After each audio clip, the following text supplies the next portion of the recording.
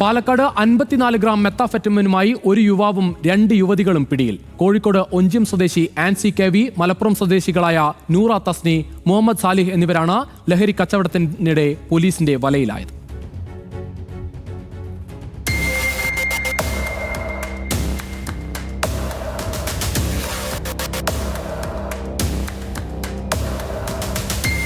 കോഴിക്കോട് സ്വദേശി ആൻസി MDMA വിൽക്കാനാണ് പാലക്കാട് മുണ്ടൂർ എത്തിയത്. മുണ്ടൂർ പൊരിയാനയിൽ വെച്ച് പോലീസും ലഹരി വിരുദ്ധ സ്ക്വാഡും സംയുക്തമായി ആൻസിയെ പിടികൂടുകയായിരുന്നു. ലഹരി മാഫിയ സംഘങ്ങളുമായി ആൻസിക്ക് വലിയ ബന്ധമുണ്ടെന്നാണ് പോലീസിന് ലഭിച്ച സൂചന. കഴിഞ്ഞ വർഷവും MDMAയുമായി ആൻസി പിടിക്കപ്പെട്ടിരുന്നു. ജാമ്യത്തിലിറങ്ങിയ ആൻസി വീണ്ടും മയക്കുമരുന്ന് കച്ചവടം തുടർന്നുവെന്നാണ് പോലീസ് മനസ്സിലാക്കുന്നത്. ലഹരി കടത്തുമായി ബന്ധപ്പെട്ടും ലഹരി കച്ചവടവുമായി ബന്ധപ്പെട്ടും ആൻസിയിൽ നിന്ന് നിർണായക വിവരങ്ങൾ ശേഖരിക്കാനാണ് അന്വേഷണ സംഘത്തിന്റെ നീക്കം. ഇതിനായി ആൻസിയെ വിശദമായി ചോദ്യം ചെയ്യും. ആൻസിയുടെ ഫോണിൽ നിന്ന് ചില പ്രധാന വിവരങ്ങൾ ലഭിച്ചതായി പോലീസ് അറിയിച്ചിട്ടുണ്ട്.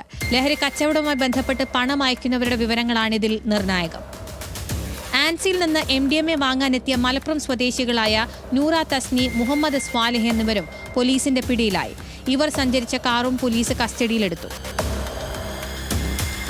Mannarkkad DYSP Santhosh Kumar, Palakkad narcotic cell DYSP Abdul Muneer എന്നിവരുടെ നേതൃത്വത്തിൽ കോങ്ങാട് പോലീസാണ് പ്രതികളുടെ അറസ്റ്റ് രേഖപ്പെടുത്തിയത്.